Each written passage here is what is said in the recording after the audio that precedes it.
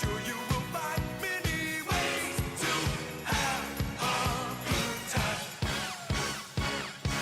It's fun to stay at the YMCA. It's fun to stay at the YMCA. They have everything for your mental joy.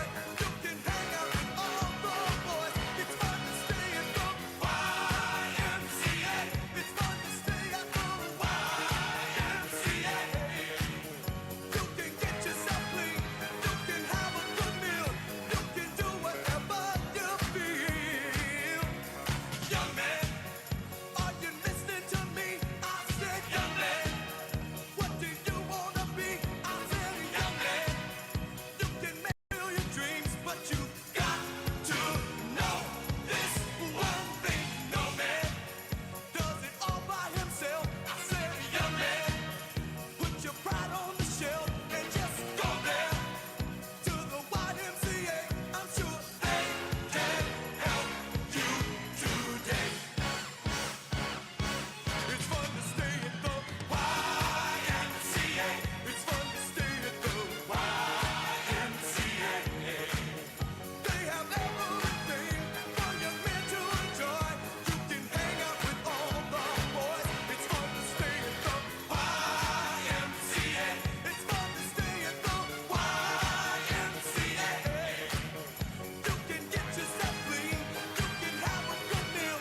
You can do whatever you feel. Young man, I was once in your shoes. I said I was down and out with the blues. I felt no man cared if I were alive. I felt the whole world was so tired. That's when someone came up to me and said, young man, take a walk up the street. It's a place there called the YMCA. They can start you back on your way. It's fun to stay at the YMCA. It's fun to stay at the YMCA. They have everything for your men to enjoy. You can hang out with all the boys. YMCA. It's fun to stay at the YMCA.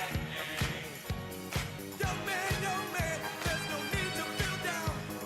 Young man, pick yourself off the ground.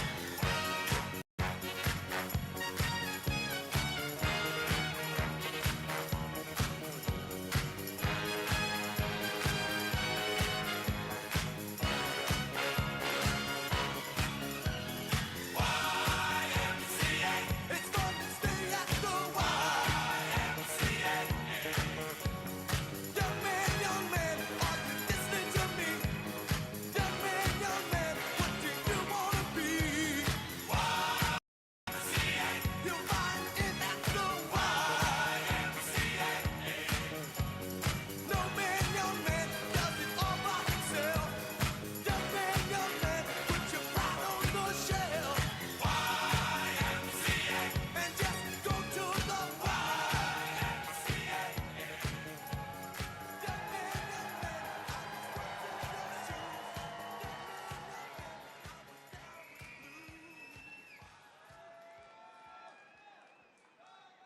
Ladies and gentlemen, please welcome the 45th and the 47th President of the United States, Donald J.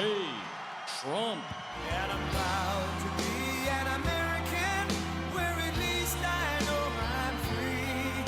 And I won't forget the men who died, who gave that right to me. And I gladly stand up next to you and her still today. 'Cause there ain't no doubt I love this land.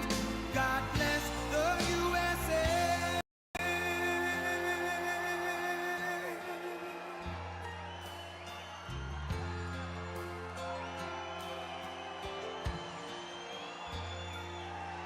From the lakes of Minnesota to the hills of Tennessee, across the plains of Texas, from sea to shining sea, from Detroit down to Houston, and New York to LA, where there's pride in every American heart, and it's time we stand and say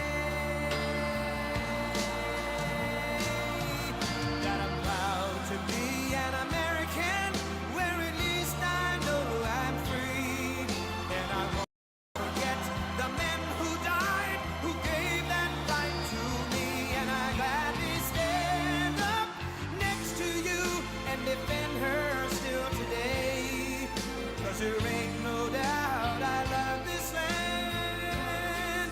God bless the USA.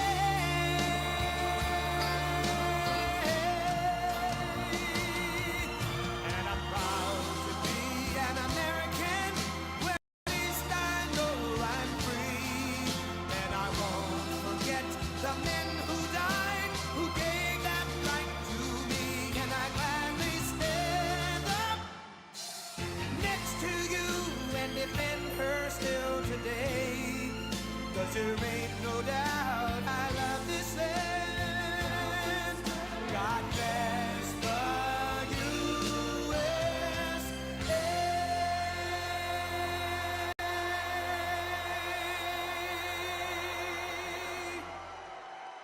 Wow. Hello. Hello, Michigan.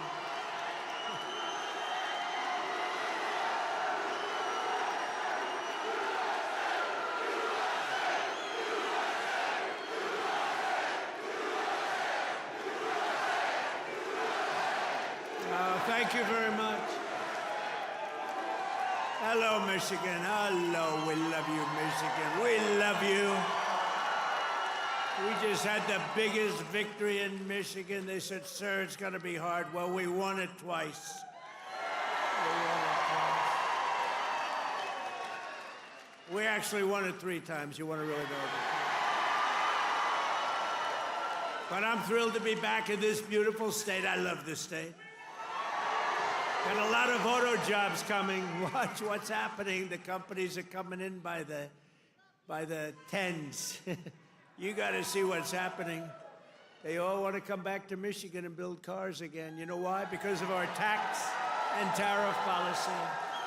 They're coming from all over the world. They're coming up and they're opening up plants and they're talking to us all day and all night. They want to get here and they're coming in at levels you've never seen before. And I want to thank the auto workers for your support. That was great. But I'm thrilled to be back in this beautiful state with thousands of proud, hardworking American patriots. And we're here tonight in the heartland of our nation to celebrate the most successful first 100 days of any administration in the history of our country, and that's according to many, many people. This is the best, they say, 100-day start of any president in history, and everyone is saying it. We've just gotten started. You haven't even seen anything yet. It's all just kicking in. And week by week, we're ending illegal immigration. We're taking back our jobs and protecting our great American auto workers and all of our workers, frankly. We're protecting all of our workers. We're restoring the rule of law, which was sort of out the window with this crazy guy we had. How the hell did that guy ever become president? Could somebody explain to me? How the hell did that happen? There's my friend, Blacks for Trump. I like that guy. He follows me. He follows me. We love you. Your whole group has been so supportive over the years. I want to thank you. Everyone thinks I pay you a fortune. I don't know. I don't even know who the hell he is. I just like him. It's true. Thank you very much. Thank all of the fellas. Thank them all. But we're ending the inflation nightmare, the worst that we've had probably in the history of our country, getting woke lunacy and transgender insanity the hell out of our government. We're stopping the indoctrination of our children, slashing billions and billions of dollars of waste, fraud, and abuse. And above all, we're saving the American dream. We're making America great again, and it's happening fast, too. What the world has witnessed in the past 14 weeks is a revolution of common sense. That's all it is, really. We're conservative. You're conservative, you're liberal, whatever the hell. You know what it's all about? It's about common sense when you think about it. We're for common sense. We like strong borders. We like good education. We like low interest rates. We like being able to buy a beautiful car. And now deduct the interest on the loan. That's never happened before. We want a strong military. We want low taxes. You know, the Democrats, they campaign on, we will raise your taxes. It's the first time. You know, I haven't been doing this that long, actually, compared to a lot of people. They've been doing it for a long time. They say, you became president. I can't get out of Congress, or some of them can't even get into Congress. But, you know, I haven't been doing it that long, but all my life I've been watching, and I've never heard people campaigning that they're going to raise taxes. It's always been, we will reduce your taxes, Democrat, Republican. Now they go, we're going to raise your taxes. If our bill doesn't pass, the Republicans, we have 100% just about Republican support, but it would be nice if we had just a couple of Democrats just to make sure, because, you know, every once in a while you have a grandstander Republican. We have grandstanders, but every once in a while, not many, but remember who those grandstanders were and vote them the hell out of office, okay? Will you do that? Vote them out of office. You know, they do it they're morally bound. You know what the answer is? If you don't get it, you're going to have the highest tax increase in history instead of the greatest tax cut in history. If the Democrats fail on this bill, you get a 58% tax increase. Would you like that? These are the Democrats. But I've never seen all the years they campaign, we will raise your taxes. I say, this place has gone, this country has gone crazy. And today they did it again. Some guy that I'd never heard of. John James, is he a congressman, this guy? He said, ladies and gentlemen, I am going to start the impeachment of Donald Trump. What the hell did I do? Here we go again. They want to impeach me. This lunatic. This lunatic, he was up. Actually, I had the television way down, and I said to our great First Lady, listen, did I just hear I was being impeached again? We're getting good at this, though. No, they've gone totally crazy. These people, and you know what? They've totally lost their confidence, too. They can't even tell a lunatic like this dumb guy that said it. And then you have the other one that's always with the cane. He's always impeaching. He raises his cane. He always impeaches. But they have no control over those people. They have no control, and the reason is they've lost their confidence. They have no confidence anymore as a party. They have no candidates.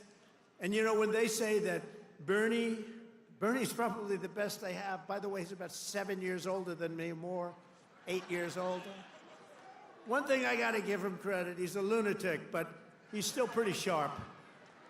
And he's going around with AOC +3. You know, the +3 follow him. They hang on for little bits. They hang on for nuggets. And they get crowds. They say, oh, our crowds are so much bigger than their crowds. Their crowds are small. If I ever had a crowd like their biggest crowd, they'd say it's over for Trump. He's lost the magic. But this is great, and all the people outside love you. We put screens up. We're taking back our country from a sick political class that got rich selling America out and bleeding America dry. We don't let that happen anymore. And we had 4 great years. We had the greatest economy in the history of our country. The stock market went up 88%. We did great. And we're going to do better now, because now we learned a little bit. After years of leaders who sent your money to defend the borders of distant foreign nations, that's what we did. We'd fight for other nations, but not for ourselves. You finally have a president who is defending our borders and our nation.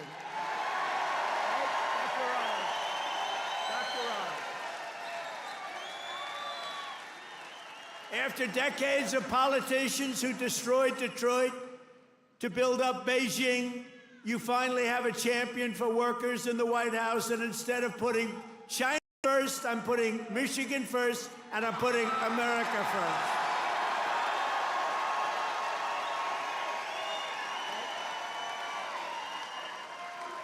After a lifetime of unelected bureaucrats stealing your paychecks, attacking your values, and trampling your freedoms, we are stopping their gravy train, ending their power trip, and telling thousands of corrupt, incompetent, and unnecessary deep state bureaucrats, you're fired. Get the hell out of here. You're fired. Get out of here.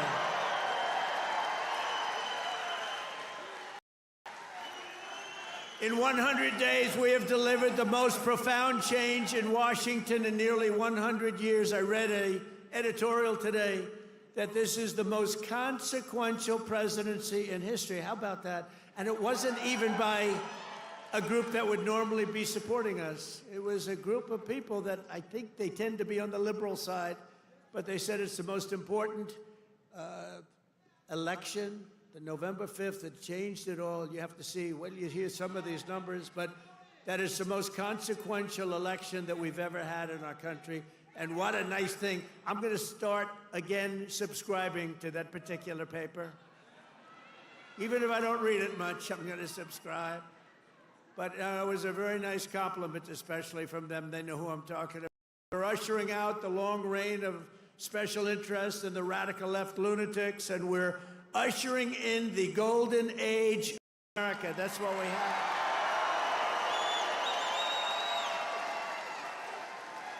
Right? Front row Joe. Look at you, front row Joes. I miss you guys. I miss the campaign. You haven't changed. You've lost a couple of pounds. Oh, he's probably getting to one of those jabbers. You've lost a couple of pounds. You look good. And I have Mr. Wall here. This guy. How many rallies have you gone to? Like hundreds, and we love him here. The Wall. One day I'm going to get that suit and I'm going to wear it on stage.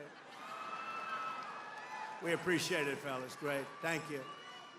You know, we have a group of ladies. I don't know if they're here, but we have a group of women from North Carolina, a large group, like 50 of the most beautiful.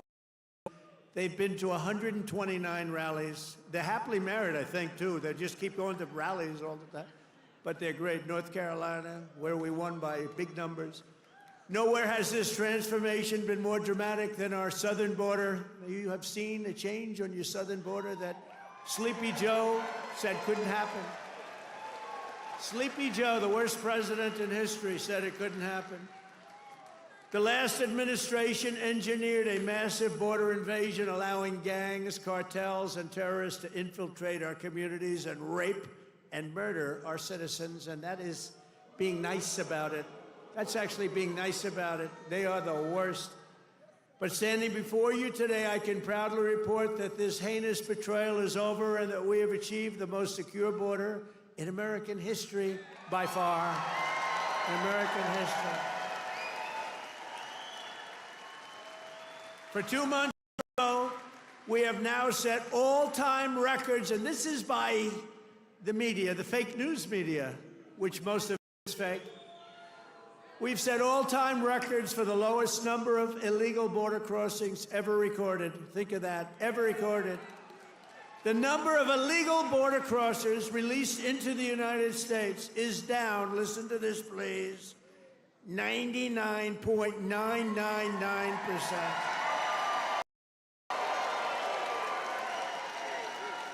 Think of that, 99.999. 3 people got in. 3. And I got angry as hell at Tom Homan. How did you allow 3, Tom? I called up Christy. Christy Noem's doing a great job, Tom Homan. I said, how did you allow 3 people? They allowed a few in for medical reasons. They had a couple of were very sick. The ones that got in were really very sick, and we had to take care of them, but it was a few people. But 3 people got in versus hundreds of thousands in the last administration. Hundreds of thousands a month were pouring in. Biden had no control. Thank goodness he appointed a great border czar, right? Kamala. Kamala, she was a great candidate. She was fantastic.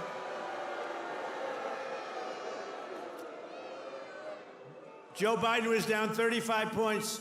The debate was not a good one for him. He said, you know, if I didn't debate, I could have gone all the way. He was down 35 points, and they decided to replace him. Nothing ever happens like what happens to me. It never happens to anybody else. I had to beat two candidates, so he's down. This is like you're in a fight.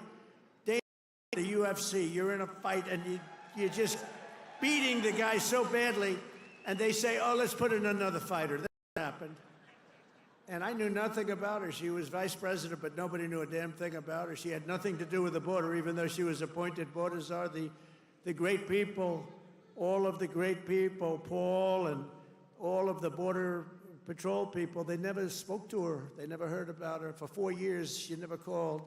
But there's never been such a difference in anything as the difference between the border today and the border what it was just 6 months ago. So I want to say congratulations, America. It's about time. If we had not won the 2024 election, oh, does that sound good, right? We won the 24, all that work.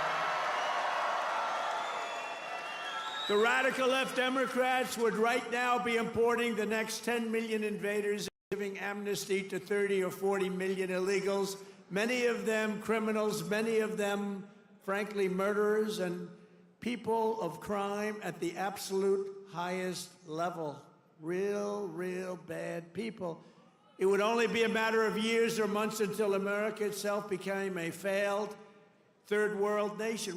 That was happening to us. We were going to be a third world nation. I'll tell you what, if these guys won, if this group of radical lunatics, and by the way, you know, Biden, we find out that whoever operated the auto pen was the real president, and Biden knew nothing about it. You know, he had a group of radical left guys who were very smart, and a woman, a particular woman. Very smart people. These are not stupid people. These are sick people, but they're not stupid people. And they were very smart. What they're best at is cheating at election. They cheat on elections. That's their single greatest trait. They cheat like hell. Let me tell you, they tried to cheat on this election, but we made it too big to rig. Remember? Too big to rig. They tried. I watched those numbers. We had Elon with us. Elon is a smart guy. Elon was with us. Elon Musk. And I was sitting with Dana White and Elon Musk, and I'm watching the numbers in Pennsylvania, and we're winning so easily. Then all of a sudden, it flatlined. And I said, you know, I think they're cheating again. Look at this. What's going on? I think they're cheating again. And Elon looked at us. He goes, no, you're going to win. They just don't know it yet. And about 15 minutes later, we won, you know, sort of crazy. I'll never forget. You're going to win. They just don't know it yet. But you know what? We made it too big to rig. It was too big. Starting on day one, I deployed the U.S. military to defend our country from the invasion of our border. I shut down migrant flights. Do you remember when we're talking about people coming in, they're trying to deny it, okay? So people are flowing in. They say, no, I don't see any people. It's like, what's wrong? But then we saw airplanes going overhead. We said, what the hell are those airplanes doing? Big Boeing 757s were traveling right overhead, loaded up with people. I say, where the hell are those planes going? They were loaded up with migrants coming in illegally, flying in by plane, paid for by the U.S. government. I'll tell you, they are sick. Remember that day? That was the day we found out that not only do we have to defend it here, we have to defend it not only in the water, but we have to defend it in the air. The planes were going over us. I said, what the hell is that? I banned all welfare to illegals, and I signed an order that will end automatic citizenship for the children of illegal aliens. No citizenship. For years, Joe Biden and the media told us that stopping the flood of illegal immigration was absolutely impossible. He said it was impossible. He didn't know what the hell anybody was talking about. He said it was impossible, that the president had no power to stop what was needed in the form of legislation. He needed legislation. He had no power to get it, but it turned out that all he needed was a new president.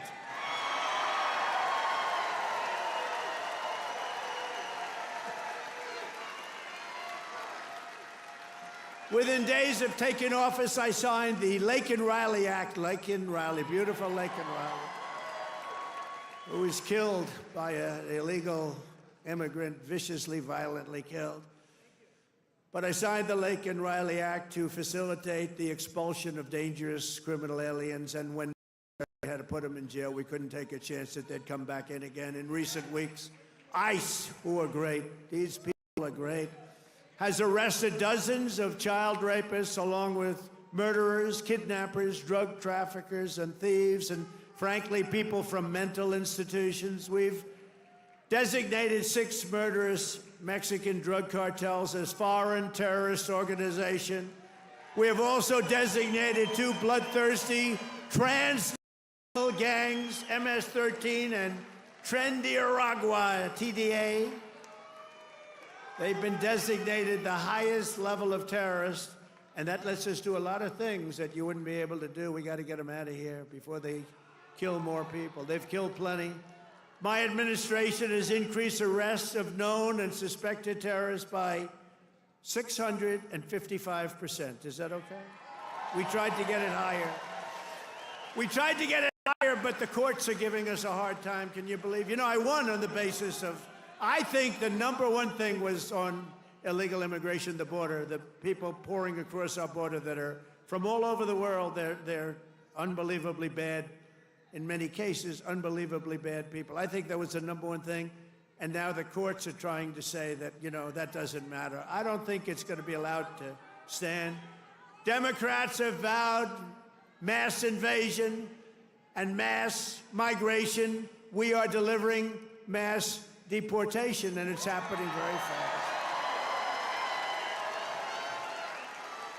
And the worst of the worst are being sent to a no-nonsense prison in El Salvador. Why don't you watch this? Watch this. Take a look.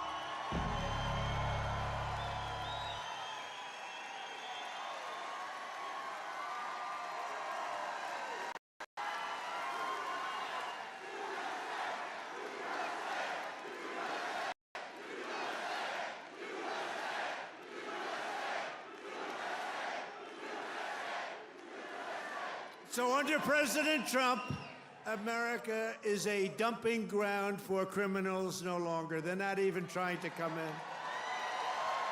But while we're fighting to protect Americans, the radical left Democrats, who are so bad for this country, are fighting to protect TDA, you just saw that, and MS-13 criminals, and you don't even know which is worse, but they are the top of the line. For years, Democrat politicians did not raise one word of protest as American women and girls were raped and slaughtered by these monsters. They were raped and slaughtered by numbers that you don't even want to hear about. But the second we try to deport them, the radical Democrat Party is racing to the defense of some of the violent savages on the face of the earth. Who the hell would vote for these people? They're racing to the courts to help them, but this is not what the people want. This is not what they voted for in record numbers. I won the election. We won every swing state. We won the popular vote. And we got 312 electoral college votes. And just this month, 2 Venezuelan members of TDA, Trendiragua, arrested in Washington state for kidnapping a 58-year-old woman driving a power drill through her hand to extort her bank account information, shooting her, leaving her for dead. And miraculously, she just survived, but she's not feeling so well. In January, Trendiragua member in Chicago kidnapped 3 women, took them in an alley, lined them up, and shot them each in the head. They all died. And the FBI recently assessed that these vicious gangs have been sent by the foreign regime in Venezuela to foment violence and instability in the United States of America. Can't let that happen. And it's not just, in all fairness, not Venezuela. It's all over the world. It's all over. They come in from the Congo. They come in from Africa. The Congo, they emptied out their prisons into our country. But they come from Africa, Asia, South America. They come from all over bad parts of Europe. That's why we've invoked the Alien Enemies Act to expel every foreign terrorist from our soil as quickly as possible.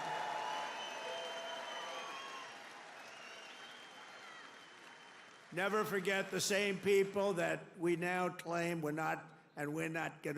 just not taking this crap anymore. We can't.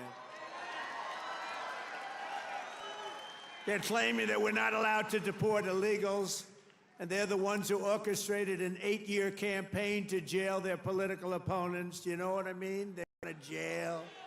They want to jail. That's all they can do, jail their political opponents. What they did to people is a disgrace. And now they come after us. Why are you not nice to them? Why are you not nice to them? They tried to jail your president. They tried to jail.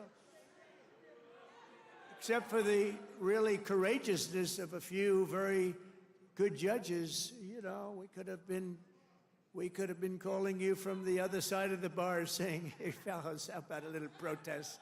How about a little protest? But they cheered the assassination of CEOs, looted our cities, and destroyed our property. No, they tried to jail our politicians, and they tried to jail a lot of people, many of whom didn't even know what the hell they were being looked at for. These people are criminals. If they had their way, we would be living in a third world hellhole. That's what they want. Removing the invaders is not just a campaign pledge. It's my solemn duty as Commander-in-Chief. I have an obligation to do it. Save our country. And that's why we got, despite the fake polls, you know, they do these polls where they interview far more Democrats than Republicans. I saw them over the last few days, and I had them checked out. They interview far more Democrats for the polls. They interview Democrats by big numbers and then Republicans by small. They say, Trump only has a 44% approval rating. Well, it's actually not bad. But when you figure that if it were a legit poll, it would be in the 60s or 70s. These people are a bunch of crooked people. No, they interview more Democrats than Republicans. In other words, they take the poll and they interview Democrats. They poll Democrats. And then they say, they try and depress it as much, just like they write bad stories. 97% of the stories written about me, think of it, were negative, and yet we won in a landslide because they have no credibility.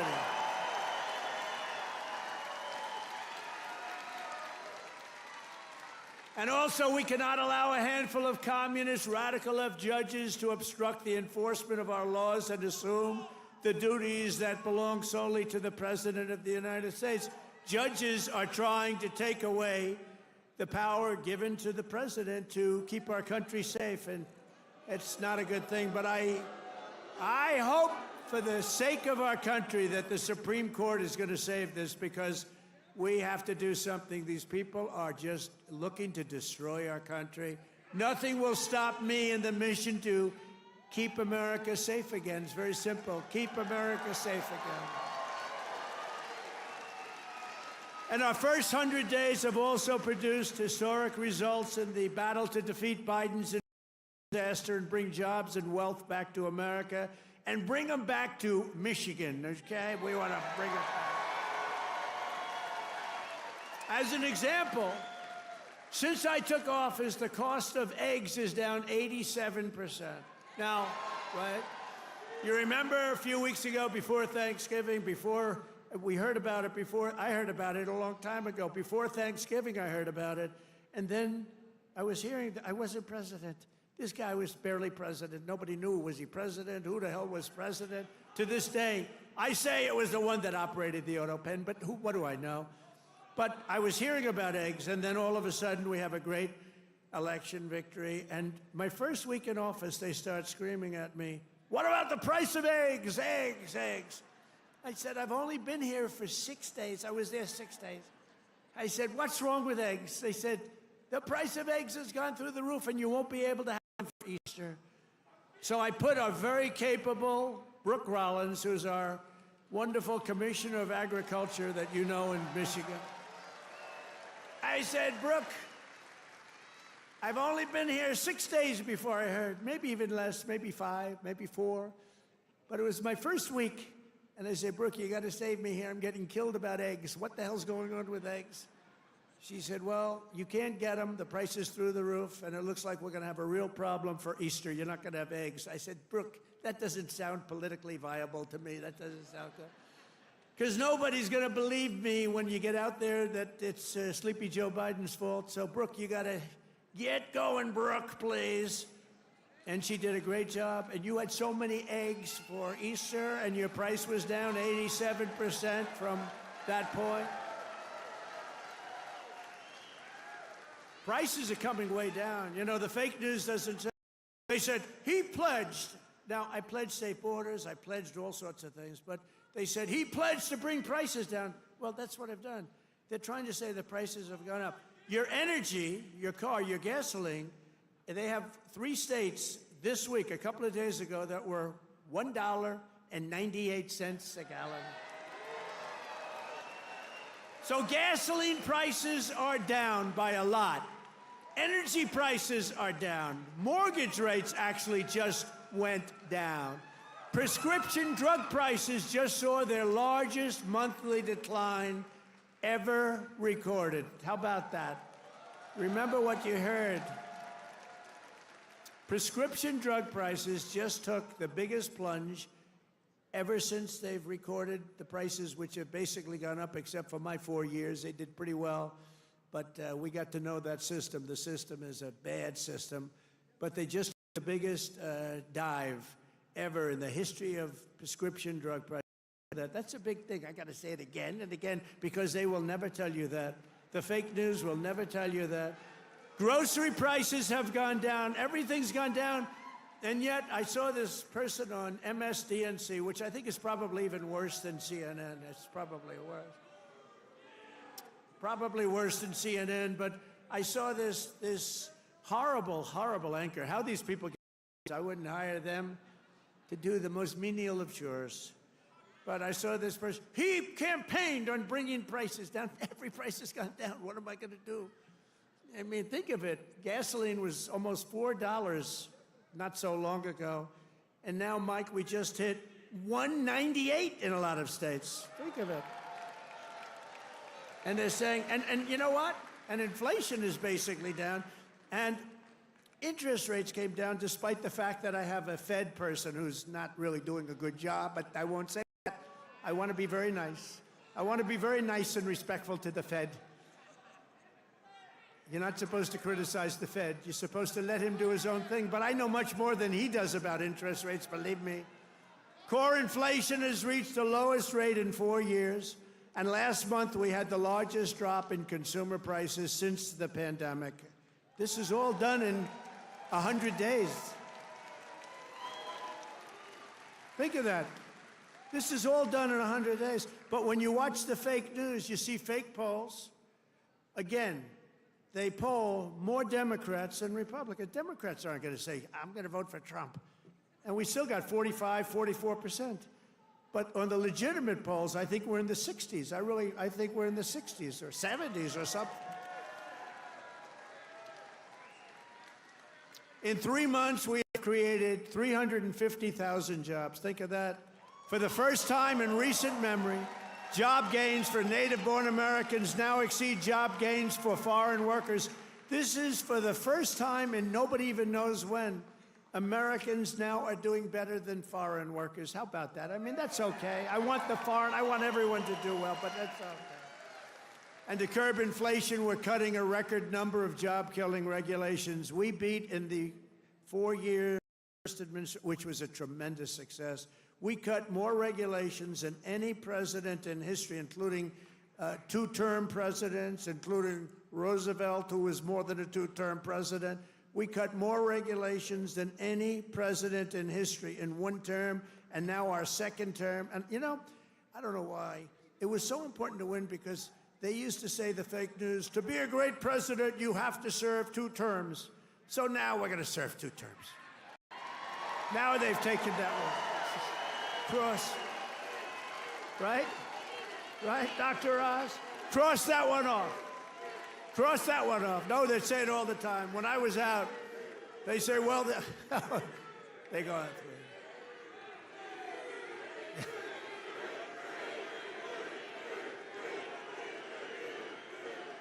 Thank you.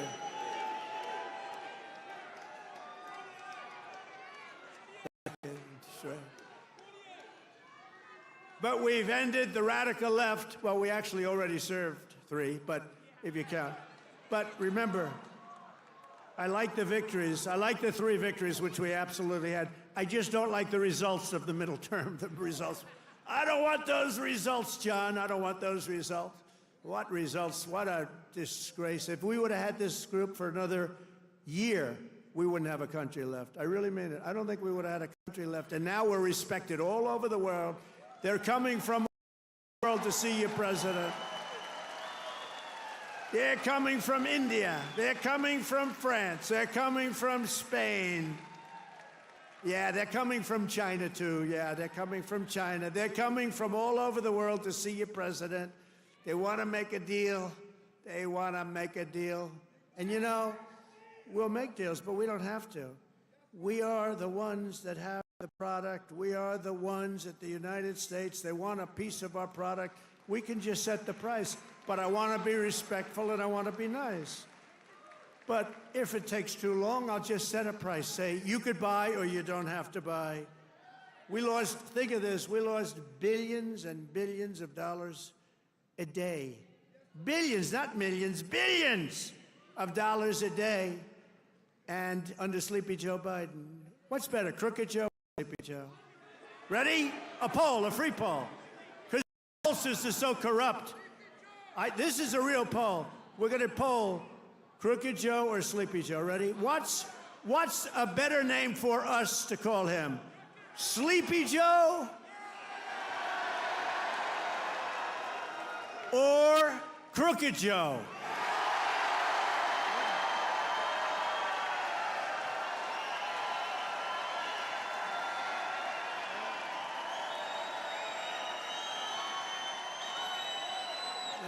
I'm not surprised. It happens. I sort of loved Sleepy Joe, you know, it just had a nice ring to it. Because he had one ability I didn't have. He goes to the beach, right? And he could fall asleep on a cottage drooling out of the side of his mouth, and he'd be sleeping within minutes, carrying the aluminum chair, you know, the kind that's meant for old people and children to carry. It weighs like about 4 ounces. And he couldn't get his feet out of the sand. And he'd sleep, he'd fall on this thing, and he'd have, he's president, so you'd have cameras. He'd be in a bathing suit. Somebody convinced him that he looks great in a bathing suit. He's 82 years old. Cary Grant didn't look great in a bathing suit when he was 82. You don't look great. At some point you have other assets, okay? But that's not one. But he'd go and he'd walk in the sand and he'd fall into that thing, and within seconds he was sleeping. I'd be tossing and turning and scheming and thinking and saying, how am I going to beat China? How am I going to stop the war with Russia and Ukraine? This guy could fall asleep with cameras blazing, right? Not too many cameras were blazing, but enough were blazing that you saw it. I thought it was a great ability that he had, actually. We've ended the radical left war on American energy. We've stopped their crusade on coal. Did you see what I did the other day? Clean, beautiful coal. I said, you're not allowed to use the word coal unless you say clean, beautiful coal. So you have guys getting up, Department of Energy. We have great people at Department of Energy. They talk about clean, beautiful coal. China uses coal. They're opening up a coal plant every week. A massive coal plant, but we're not allowed to use it, but now we are, because last week I gave it absolute, total approval. And you know what I don't give approval to? Those stupid windmills that go round and round and round. And we've ended the Green New Scam. We've reopened ANWR, the greatest drilling site anywhere in the world, in Alaska, and implemented the new energy policy of the United States. You know what it is? We have a policy. It's called Drill, Baby, Drill. That's our policy.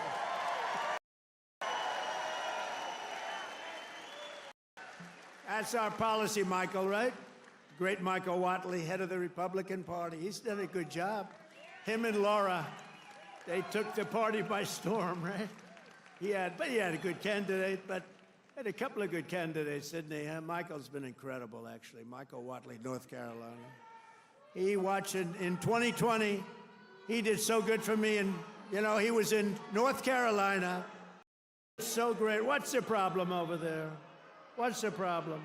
Is that a radical left lunatic? He's just a child. All right, get him out. Yeah. Oh, I'm sorry. I'm sorry, ma'am. I thought it was a guy. Thank you. And she now has to go home to a mother who's a big Trump fan. Her mother's watching. I'm sorry. I'm sorry. I said he, and it's a she. I'm sorry.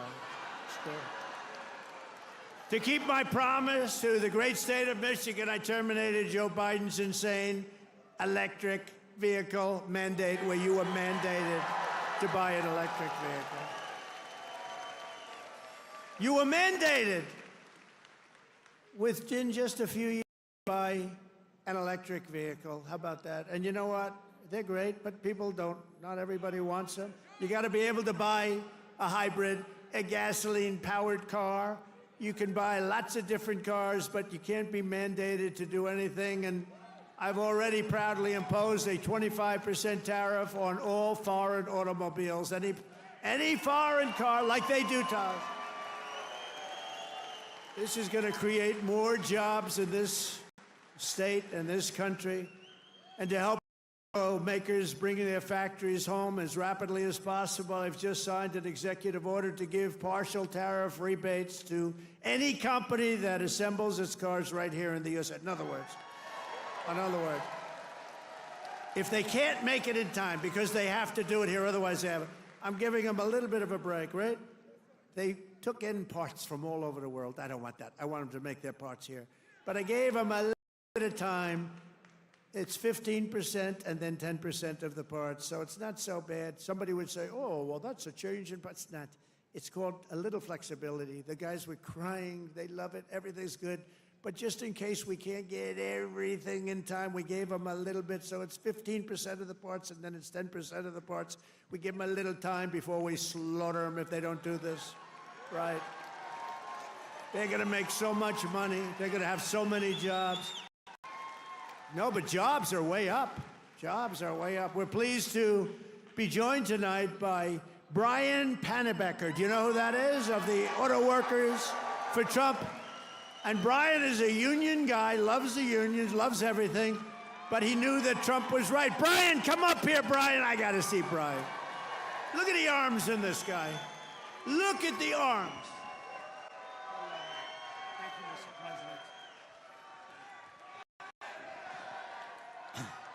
Thank you, Mr. President. Thank you, Mr. President.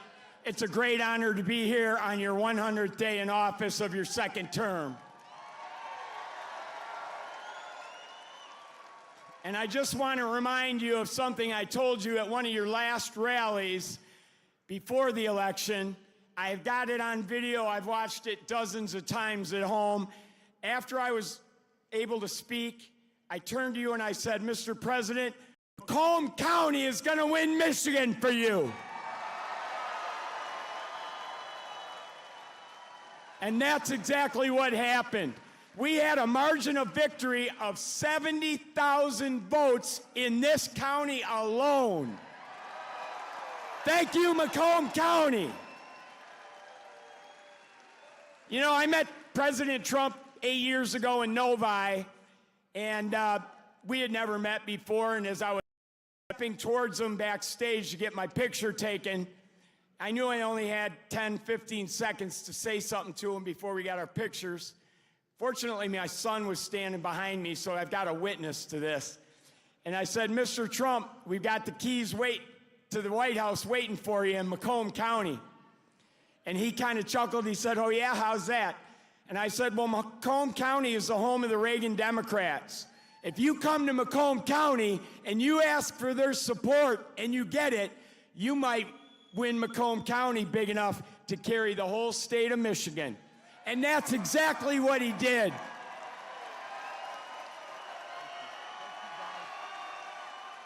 So I want to say thank you to the auto workers, everybody who works in the automotive field, the suppliers, every one of you, the truck drivers. Thank you so much for supporting the greatest president in our lifetimes.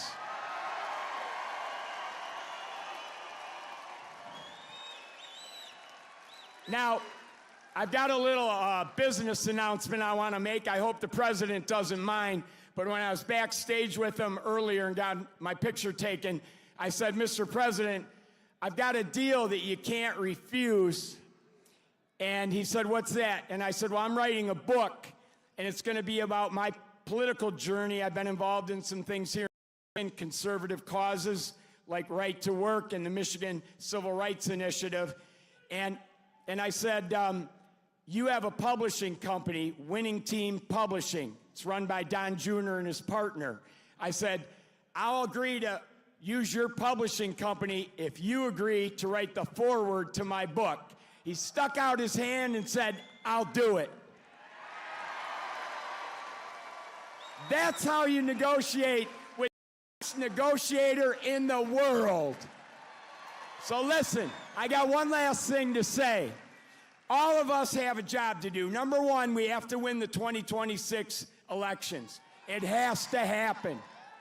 Sri Thanadar, that lunatic Democrat from Detroit, is already threatening to impeach President Trump if they get the majority back.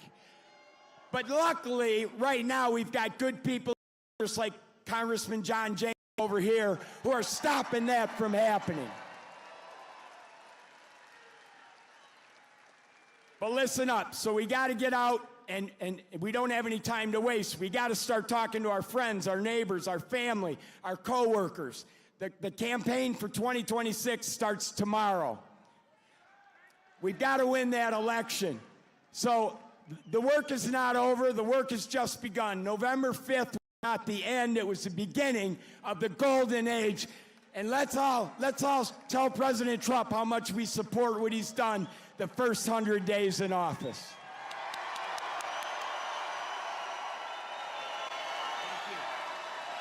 Oh yeah, I forgot. There's one other thing I wanted to say in front of all these thousands of people to President Trump. President Trump, I love you. That's great. Thank you. Good man. He's a great guy. You know, he was with me from day one, 2015. Before 2016, he was there from day one. He got it. He said, we're losing our car industry. That's what he really cared about. He just said, I've had so many friends who were laid off. It's horrible. They lay us off like it's nothing. And the business went to China, it went to Japan, went to all countries all over the world. They're laying us off, sir. And then he said, we can solve that. I told him, we can solve that so fast. He's one of the early people that got it. And we've solved it. We're going to be doing numbers that nobody's ever believed. We'll be the #1 in the world again. Nobody can believe it because we have been beaten up so badly by these countries that have rigged the whole thing. They fight like hell. They're smart. Their product is good, but our product's going to be a lot better. We're going to do something that nobody believes, and he saw it right at the beginning. So I appreciate it, Brian. And he was there at the I love the guys from the beginning. I love those early guys. Guys are right there. They were there from the beginning, too. No, you're going to see numbers, and you're already seeing them. Look, you know, we have many Hondas coming in, and they're coming in. They can't, let them build their cars here. We don't want them to build them in Japan. We love Japan. We don't want them building them in Japan. We want them to build them here. We want China to build them in here. We want them all to build them right in here. That's what they've done to us for 40 years, and they've drained us. Now we're doing it to them at a better level than they ever dreamed possible. To further rebuild the industrial bedrock of our country, I've imposed 25% tariffs on foreign aluminum and steel. It's keeping our steel mills going. I did that. If I didn't do that with steel in the my first term, we wouldn't have a steel mill in the United States right now, and everybody knows it. I did it for washing machines, too, by the way. That's why I asked the people at Whirlpool. They were going to close. They were in deep trouble. I did it because they were dumping machines. I did a 50% tariff, was going to raise it to 100%. They didn't even have to bother. They became a tremendously successful company overnight. They were ready to close. They came to me with tears in their eyes in my office early on, first term. And we're doing it now at levels never seen before, and the results are going to be even better, because we've been abused by friend and foe. And in many cases, friend has abused us more so than foe on trade. So I want to let you know you're going to be very proud of this country very soon. And with my China tariffs, we're ending the greatest job theft in the history of the world. China's taken more jobs from us than any country has ever taken from another country. And that doesn't mean we're not going to get along. We'll get along with China. I mean, their tariff now is at 145%. So essentially, that's a big difference between that and zero. But I think it's going to work out. They want to make a deal, and we're going to make a deal, but it's going to be a fair deal. It's not going to be a deal that we lose $1 trillion a year like they did with Biden. That guy was so bad. He was so bad. Under Biden, and remember this, we were losing $5 billion a day on trade, and now we're making money. We're actually making money instead of, do you know what 5 billion, think of that, Mike, how many pillows do you have to make to lose $5 billion? For 1,000 years, no, we were losing $5 billion a year. Now we've got it where we're making money, and the tariffs haven't even really kicked in. The 25% on cars have. But you know what that means? That means that you're going to make the cars. We don't need the cars from outside. When they say, oh, sir, we want to send you a lot of cars, I said, we really don't want your cars. We really don't want. We want to make our own cars. That includes Canada. That includes Mexico, who have taken a tremendous amount of our business. Canada's taken off a tremendous, like 12%. Mexico is 32%. They took 32% of our car production. We don't want them to have that. We want that. Why are we giving it to them? Why are we subsidizing Canada $200 billion a year? Why are we subsidizing Mexico for $300 billion a year? There's no reason for it. I'm proud to be the president for the workers and not the outsourcers, the president who stands up for Main Street, not Wall Street. You know, I like Wall Street. I like Wall Street. I have a gorgeous, beautiful building on Wall Street, 40 Wall Street. Anybody? You want a little space? I'll get you some space real quickly. Now I've got one of the most beautiful buildings in the world on Wall Street, but I still like Main Street because you're Main Street. I want Main Street over Wall Street. And we want to protect the middle class, not the political class. That's all. I haven't done this very long. We want to protect our people. You know, this is the greatest, when you think about this, look, here we are, it's not even like election, it's after the election. And you have crowds like this, and to have them, we're going to do the commencement at University of Alabama. And they just called and they said, it's going to be the biggest crowd we've ever had we've never had a crowd like this. And I'm doing it at West Point, and they called and said the same thing. We love West Point, we love University of Alabama. We love Alabama. You know what I won Alabama by? Like almost 50 points. So when they called and they said, would you like to do the commencement? I said, okay, I'll do it. But they're going to have the biggest crowd they ever had by maybe 4 or 5 times. They told me, thanks for all of the things that we've done and to our policies. Trillions of dollars are now pouring into the United States because of common sense, just common sense. Apple, great company, was building everything in China. Now they just announced that they're spending $500 billion to invest in America, not in China. My friend Jensen from NVIDIA, they're spending, you know what NVIDIA is? They're spending $500 billion. TSMC, the biggest chip maker in the world by far from Taiwan, they're spending $200 billion in the United States. Amazon, $21 billion. Johnson & Johnson, $55 billion. The Mac, $20 billion. Merck, Stellantis, General Motors are putting in billions and billions of dollars, and many other companies. And as a result of our policies, for the first time in modern history, more Americans believe that our country is headed in the right direction than the wrong direction. They have a poll, a crazy poll, probably a fake poll too, so I don't know, I don't care. But first time ever, I think ever, that they're saying the country is headed in the right direction. Has never happened before. I don't know why. But we've accomplished more in 3 months than most administrations accomplished in 4 years or even 8 years, and we're just getting started. Believe me, we're just getting started. We're pleased to be joined by some great people. A person that number one, I have so much confidence in him. The fake news is after him, really after him, but he's a tough cookie. They don't know how tough Secretary of Defense Pete Hegseth. Pete.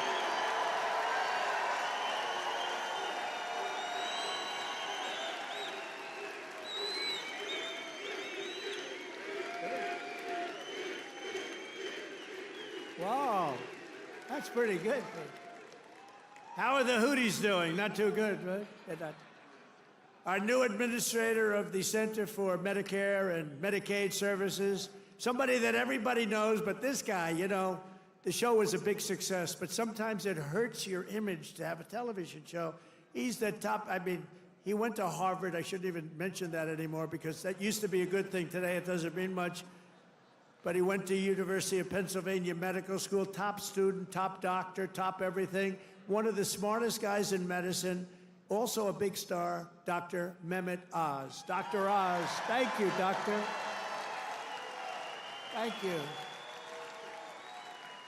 A man who waited today just came here. He was all sweaty and grimy. I said, what the hell happened? He ran into the building because he wanted to vote in Congress, and I hear we passed the vote. John James by a lot, right? And thank you for making it here. He had to vote. I said, John, do me a favor, stay and vote. We're voting essentially on the big, beautiful, that gorgeous, big, beautiful bill. I said, you know, I want you there badly, but you got to vote, please. So thank you very much, John. Good job. Michigan House Speaker Matt Hall. Matt, thank you. Thank you, Matt.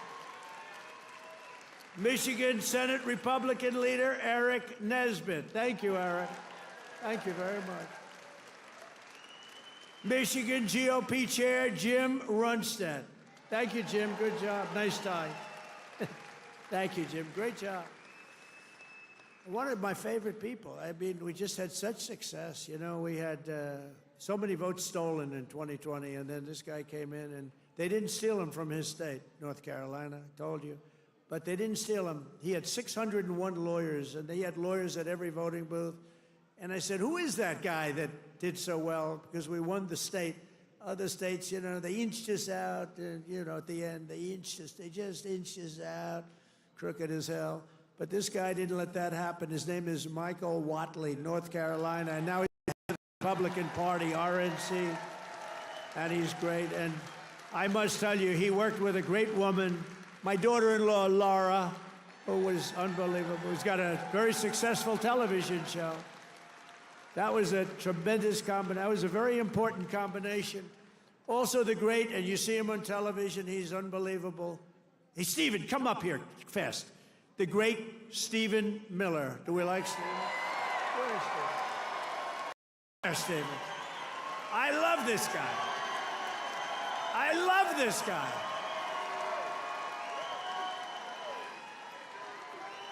There is nobody smarter or tougher than Stephen Miller. Stephen, say a couple. Who's enjoying 100 golden days of America?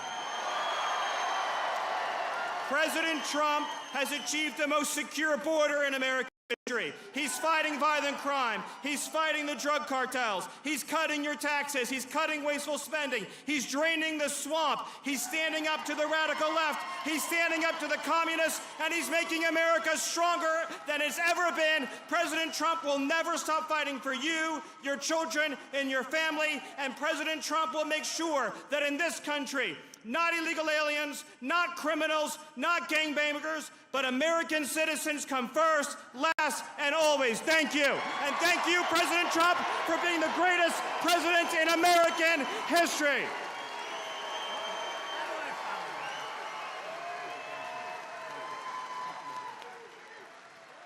He's great. This guy, he is something special. And he's been with us right from day one. Right from day one, Stephen's been there, right? He's been great. A man who put on about 928 rallies for me. We didn't have a glitch. Justin Caparel. Justin, thank you, wherever you are.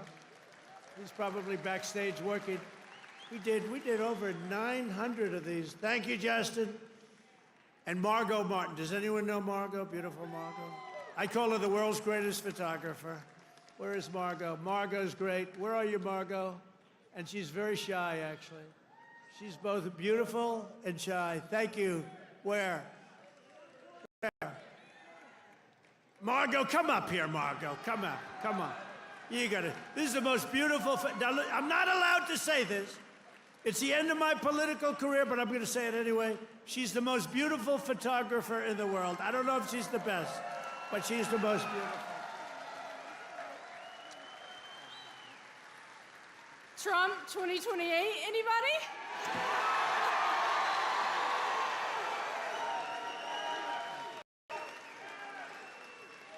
People love Margot. And how about Caroline? How's Caroline doing? Huh? How is our Caroline doing? Caroline has taken the world by storm. She's taken it. And, you know, we have a man here that I don't know, but he's defending me all the time on CNN. And he defends me really well, but he can't go too far, because if he goes too far, he'll get fired. I said, you're amazing. You can take it right to the edge. And he really does a good job. He's not allowed to go any further. He would be off, you know, if he really went totally crazy, which he'd like to do. But I think he's terrific. Scott Jennings. Where's Scott? Where are you, Scott? Come here, Scott. This guy, really, I've watched him for years. I don't know him, but he likes Trump. Come here, Scott. Oh, CNN, this is the end of Scott. Don't worry, we'll take care of you, Scott. Scott Jennings, really great. Thank you. Michigan. We were flying in here today, and I said, look at these farms. I got to get a farm in Michigan, because when you own as many libs as I do, you got to put a place to put them all. Thank you all very much. Thank you, Scott. And I also want to thank the rest of the Republican delegation for all the work they do in Congress and who are back in Washington working on the big, beautiful bill. We're going to name it, I think, the big, beautiful bill. In 100 days, I've taken more than 1,000 executive actions, and I could recite our accomplishments all night long. And by the way, did you just see what I did? Straws. I wiped out the paper straw, little thing. These are the little things. Your sink. You ever try buying a new sink and it comes out? Your shower heads, your toilets, the whole thing, it's a disaster. We now have it so you can have as much water as you want because it's not an environmental problem. You have areas that can't get rid of their water, and yet they put restrictors on them. You used to take them off, but now you can't because they're welded in, but now you don't have to worry about that because we've opened up your faucets and we've opened up, especially me. I don't like taking a shower where the water goes drip, drip, drip onto my luxuriant hair. I need a lot of water. I need everything I can get. I don't need to be under a shower trying to get water to come out of that damn thing. So we've opened up the shower heads, the faucets, the toilets, the washing machines that don't give you water. All of that stuff has been opened up, and we're giving you gas ovens, gas stoves, if you'd like. No more electric. You can have electric if you want. I have a lot of friends, they like gas better. You're supposed to sell your gas stove or get it, I don't know, who do you sell it to? Maybe another country, because we're the only country that would be so stupid to that. But the stoves now, you can have gas stoves, all you want. Put 4 of them in your kitchen. I couldn't care less. It's all common sense. People were so angry about that. Remember? They were all angry. Get rid of your gas stove. You have to go to electric. There's something they have with electric that's amazing. And by the way, Elon made a car, but not everybody's going to want it. You know, they all say, oh, well, Trump is, maybe he's under the thumb of Elon. Do you think Elon was happy about ending the all-electric mandate? I don't think he was too happy, but he's a great guy. You know, honestly, never said a thing. He says, let me just compete fairly. By the way, it's not fair what they've done to him, too. That is a disgrace. That is a disgrace. But he's a great guy, and he's really helped us. And, you know, they've saved $150 billion on waste, fraud, and abuse, Doge. So we want to thank him. He's an incredible guy. Anybody that can land a rocket ship. I saw this thing come in. I said, you got to be kidding. This rocket's coming in. You know, most of them go right into the ocean. But he lands it. I was on the phone with somebody talking, and I saw this thing coming in. It's spinning out of control, coming down. It's all burning fire. Looks like hell. I said, well, just another rocket going into the ocean. And then all of a sudden you see the fire pouring out of the engines, and it starts to slow up, slow. Then it's straight. Then it starts moving over a little bit. Then I say, oh no, it's hitting the gantry. It's going to hit. And the engines go, rah, straightens it out. And it gets hugged like you hug your beautiful little baby, right? And I said, who the hell did that? It was Elon.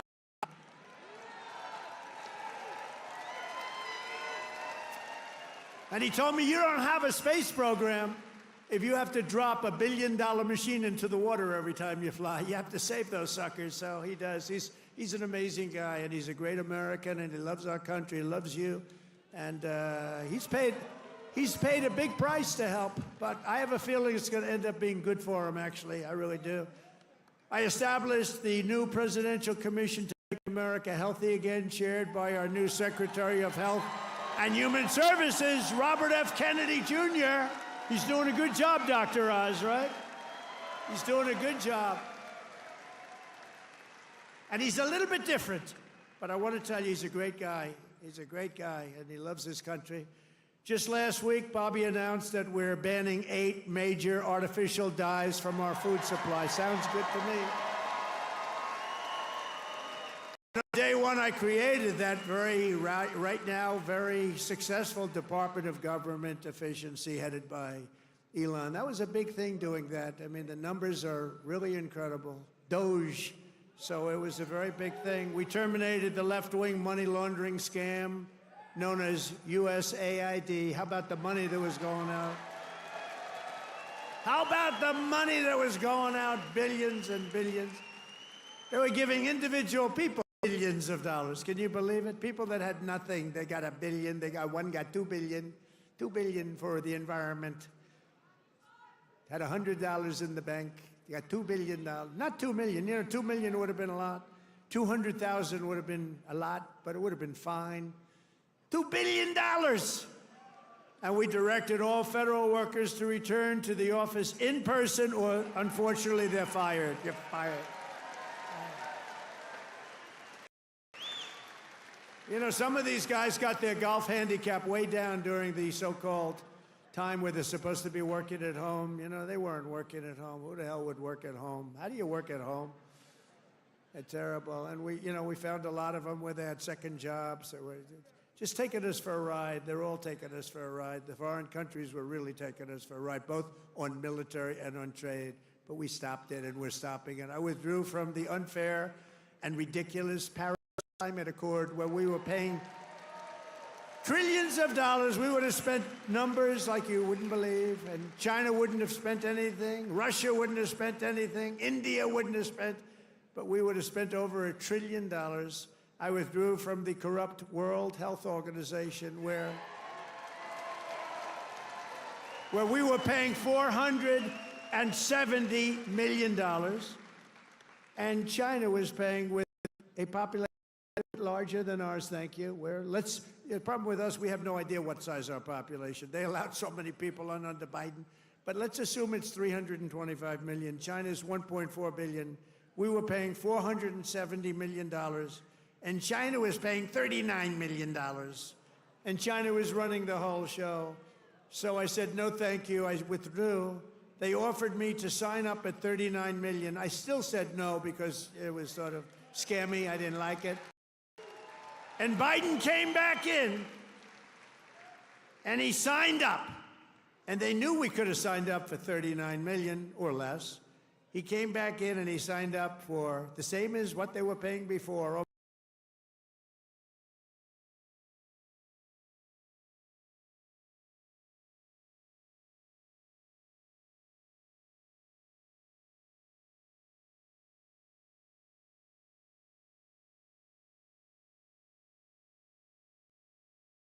He said, no, we're going right back in. Okay, I can understand that. But you go in for $39 million. They could make a deal for $39 million. They signed up for $472 million. And I withdrew from the anti-American UN Human Rights Council, which is totally disgusting. In 3 months, my administration has brought home 46 American hostages and citizens detained abroad. We paid nothing. We don't pay. We don't pay. You know, if you pay, those kidnappings go way up. We don't pay. Every time Biden brought people back, he'd pay $6 billion. $6 billion. $6 billion. 3 times they brought back 3 hostages. Oh, how is it? Well, I think it's a fair deal. What do we pay? $6 billion. Wait a minute. For 3 people. $6 billion. $6 billion. It's not right. I mean, it's just not right. They have no idea. Honestly, grossly incompetent, stupid people. More than Biden brought home in 4 years. We brought more back in just a matter of weeks than Biden brought home in years. And he paid a fortune, and we paid nothing. We got Mexico to turn over 29 of the biggest cartel leaders in their country.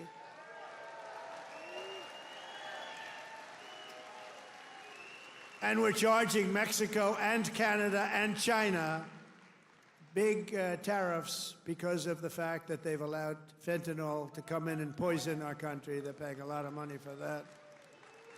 And because of that, you'll watch, it's going to stop. It's already slowing down.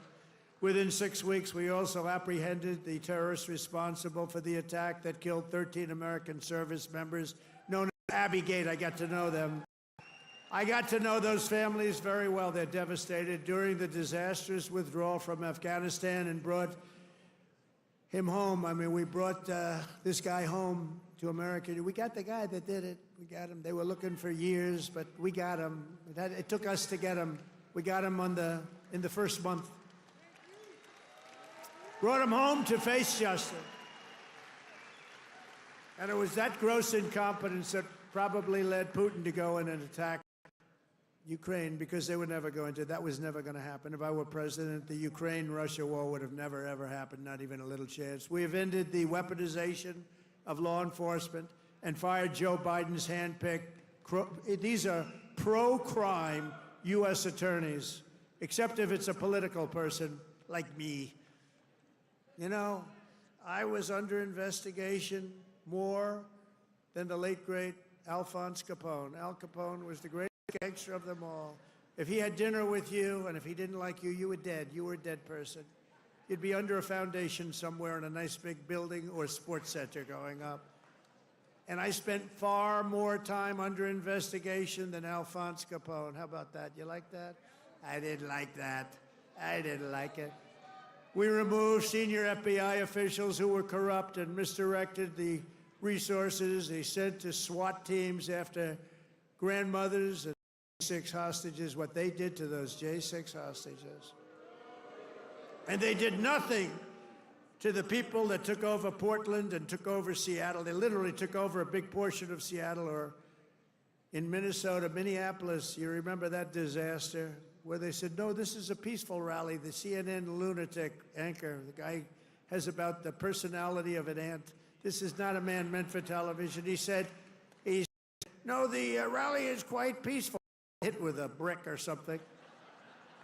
And over his shoulder, the entire skyline of Minneapolis was burning. You remember that one?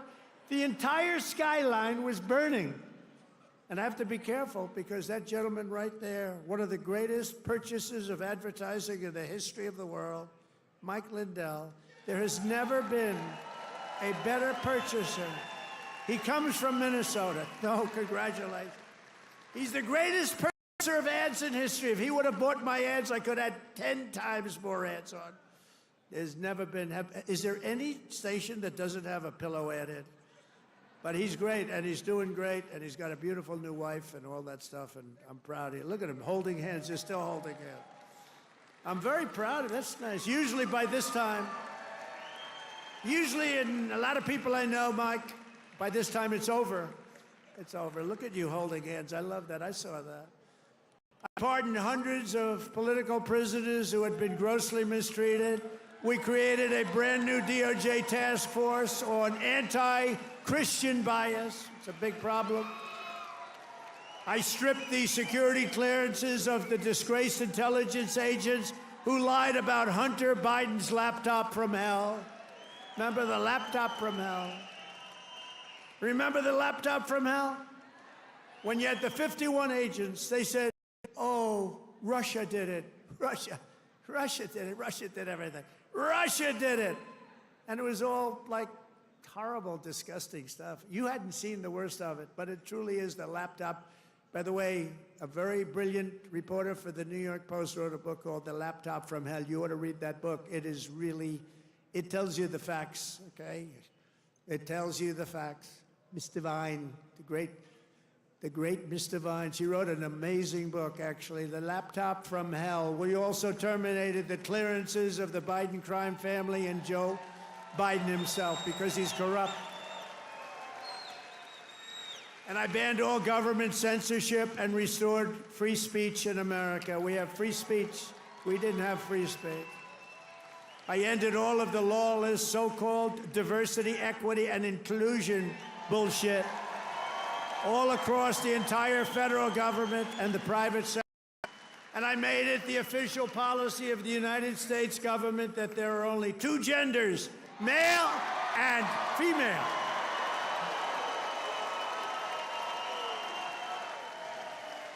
And a really easy one, this was the easiest one I had. I banned men from competing in women's sports.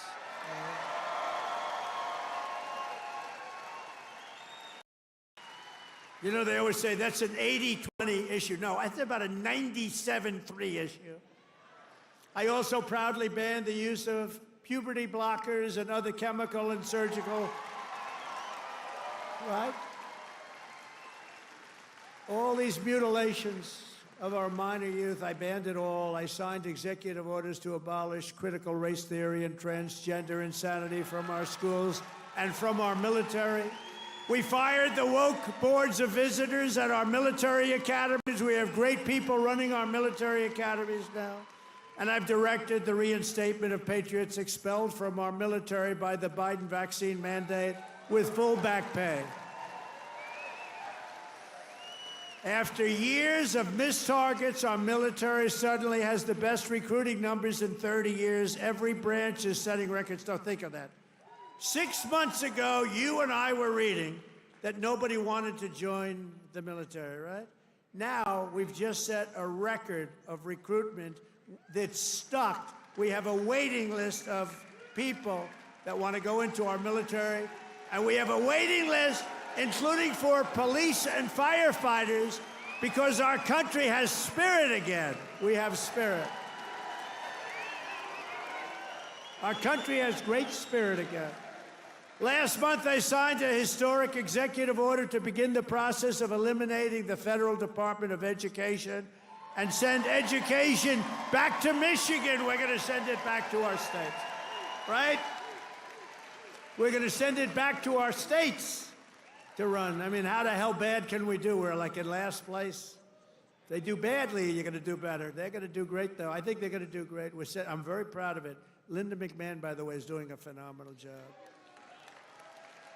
And I signed an order making English the official language of the United States.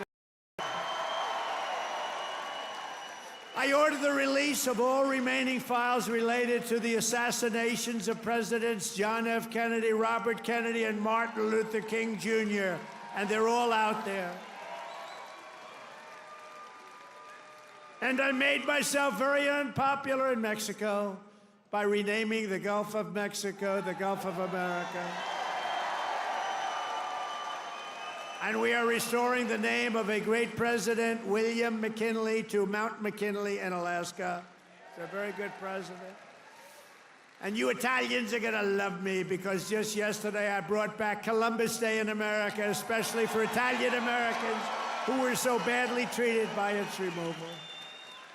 I also signed an order to require proof of citizenship to vote in American elections. That was easy. And the Democrats fought me on that. Think of it. Why would they want no voter ID? Because they want to cheat. Why would they want to have no proof of citizenship? We don't want it. We trust everybody. No, they want to cheat. That's all they want to do. Think of that. No voter ID. In Michigan, you must never allow ranked choice voting to be here. Never. We've done this all in 14 weeks. That's one. Remember that. 100 days. We've done all of the things that I named and a lot more, and we're counting, and it's going to be better. Wait till you see the results of some of the things that we're doing. In the coming weeks and months, we will pass the largest tax cuts in American history, and that will include no tax on tips, no tax on Social Security, no tax on overtime. It's called the One Big Beautiful Bill, and it will be the biggest bill ever passed in our country's history. It will include the biggest tax cuts, regulation cuts, military supremacy, and just about everything else. We will cut more than $1 trillion in wasteful and unnecessary spending.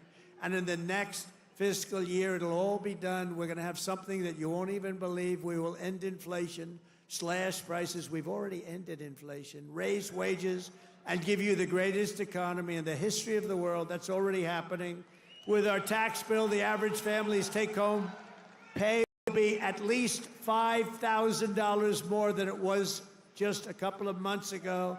We will always protect Medicare and Social Security for our great seniors with no cuts, and we will defend Medicaid for those great people that are in need. House Republicans are working to invest more money in Medicaid than we spend today. The only thing we're going to cut is the corruption and the crook that take advantage of some of the illegal schemes. So we want to preserve Medicaid for the most vulnerable, for our kids, pregnant women, the poor, and disabled Americans. We will fully and permanently secure our border. We will make the largest ever investment in U.S. military and build the Golden Dome missile defense shield. That's going to all protect us so we live a long and beautiful life. It's going to be made in Michigan, and it's going to be made right here in the USA. And 1 hour ago, I just made a speech at Selfridge Air Force Air National Guard Base, announcing that we are saving it, keeping it open, including thousands of jobs with the brand new state-of-the-art F-15s, which are coming to Selfridge. And we will crush violent crime and give our police the support, protection, resources, and respect they so dearly deserve. I will defend religious liberty, and I will defend the right to keep and bear arms. We will celebrate the 250th anniversary of America's founding in 2026, and we will teach our children to love our country, honor our history, and always respect our great American flag. And one day soon, American astronauts will plant the flag on the planet Mars. That's going to happen very soon. Every single day of my administration will continue to live by the motto, promises made and before, promises kept. From Marquette to Midland, from Mackinac to Saginaw, and from Lansing to right here in Macomb County, we stand on the shoulders of red-blooded Michigan patriots. What great people. I love you, Michigan. Who laid the railroads, worked the factories, tilled the field, forged the steel, fought the battles, and won the victories that built the Motor City and made this state into the pride of the America Midwest. And you know what? We're going to make it better than it ever was. It's already happening. You see what's happening. Michigan is the state that gave us the assembly line, Motown, Ford, General Motors, Chrysler, and put the world behind the wheel of an automobile. And under our leadership, we are making it greater every single day, and the automobile business in Michigan will soon, and it's going to happen really soon, it's already happening. They're signing left and right because of my taxation and tariff policies, which are policies of common sense and genius, be bigger and stronger and better than ever before. It's going to get better than ever before, and it won't even be close. Companies will be pouring back into Michigan. It was hardworking patriots like you who built this country. And on November 5th, 2024, it was hardworking patriots like you who saved our country. So thanks to your help, your love, and your support, after 100 days back in the White House, America is a free, proud, and sovereign nation once more. And our magnificent destiny is closer than ever before. It's closer than ever before. You have no idea how close it is. Our golden age has only just begun. We are one people, one family, and one glorious nation under God.